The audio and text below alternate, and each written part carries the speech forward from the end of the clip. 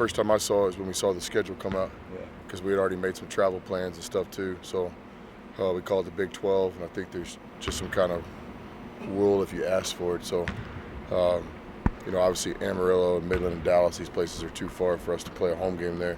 But I like Oklahoma's idea. They have a lot of fan base right there in Oklahoma City, so it makes a lot of sense. We haven't talked much to our guys about it other than it's just an opportunity to play in a great city. As you guys know, I coached in Seminole State, which is just down the road from Oklahoma City, so it's always been one of my favorite cities. So it's almost like an NCAA tournament venue, so we'll try to spin it that way with our guys and get some benefit out of it. What did you notice about the Oklahoma matchup the first time they all played them? What are you trying to build off of that performance against them? Well, weeks ago when we played Oklahoma, both of us were 4-4, and both of us were still kind of in the fight for the conference championship. So it was a big game. It was a one-possession game, as you guys remember. It seems like every time we play Oklahoma, it's going to be a great college basketball game. It starts with their coaching.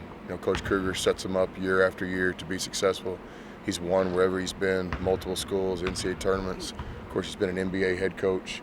He's a basketball Hall of Fame guy, so that's where the game starts. You got to understand that you're going to play against a team that's well prepared and well set up. He always makes adjustments from game to game, so you kind of expect the unexpected. Then they have really good players. I stand by what I said earlier. I think it's one of the best starting fives in all of college basketball. And certainly Doolittle's playing like a first-team all-conference player all year. And I think Reeves is a future NBA guy, on and on. Manic, maybe the best shooter in the Big 12. So we have a lot of respect for their talent and Coach Kruger.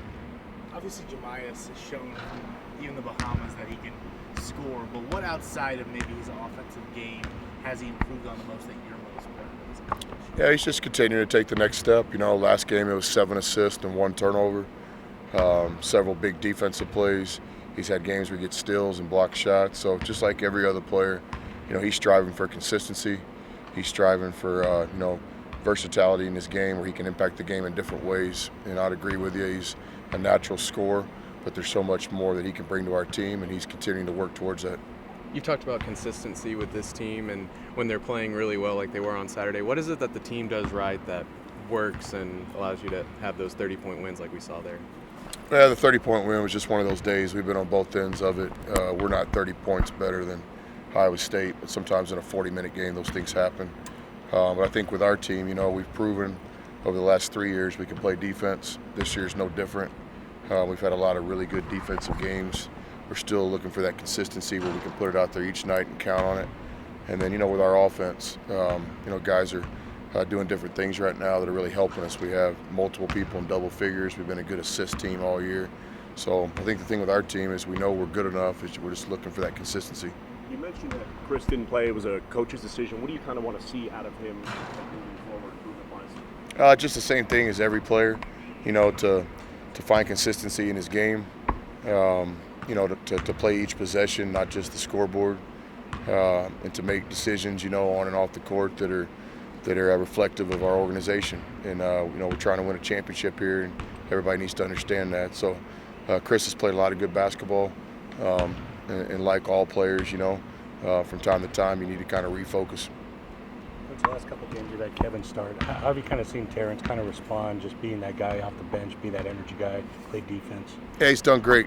We change our lineup around here from time to time, and sometimes it's not necessarily what somebody did wrong.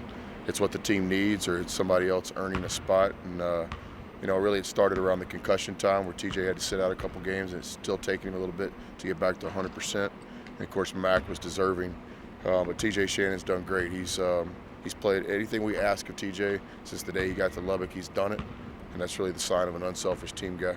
And they say that the freshmen aren't supposed to be freshmen anymore at this point, but when guys have gone through high school and maybe their high school season would be about to end right now, but now you got a couple more weeks left just to get to the postseason, how do you get through maybe that wear and tear of a season and now kind of getting them through and keeping them fresh? Today's high school player stops high school and they immediately go into the AAU. So guys don't get much time off. You end with your high school team, and the next day you're practicing with your summer team, and you're playing competition in April, and it leads into the July circuit. So really, basketball now is 12 months a year. So not really a big adjustment. I've never thought so. Which having a sort of more mobile forwards like TJ and Kevin, how much does that help against a stretch big like Brady Manic? Well, I mean, Manic's one of the best players in the league, so you're going to have to do different things to try to take some things away from him. You're not going to stop him completely because he's such a good player. He can play on the perimeter and inside, so you kind of pick your poison when you play against him. So different players in our team like to guard him at different times. That's not a surprise. We don't have a one-player matchup for Manic because he's so good.